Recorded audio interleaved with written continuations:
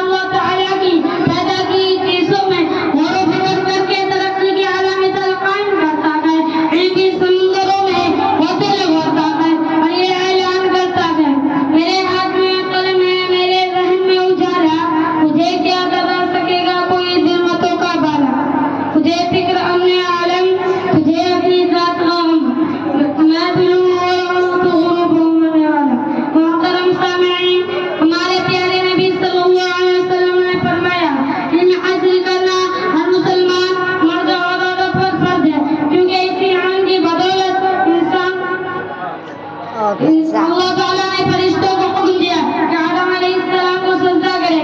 آسمانی صحیفوں سے لے کر قرآن پاک تک، غار حرا کے چراغ سے لے کر خوبصورت کی تجلی تک، علم و دانش کی صدا پکار پکار کر کر رہی ہے کہ تعلیمی سکھاتی ہے جینے کیسے نیکا۔ مسلمانوں ہوش لاؤ، غفلت کے چادر اتار پھینکو، چاہے کچھ بھی ہو جائے، کتنی پریشانیوں کا سامنا کرنا پڑے، اپنی ضرورتوں کو کم کرو۔ شادی بیاہوں میں فضول خرچی مت کرو، چاہے کچھ بھی ہو جائے، بلکہ اپنی اولاد کو دینی اور دنیاوی پر خرچ کرو، انہیں نیک اور ایک اچھا انسان بننے پر خرچ کرو۔ جب وہ بڑے ہو جائیں ان کی تجارت، معیشت، ان کا رہن سہن، ان کے اخلاق اور کردار قرآن و حدیث کے مطابق ہو۔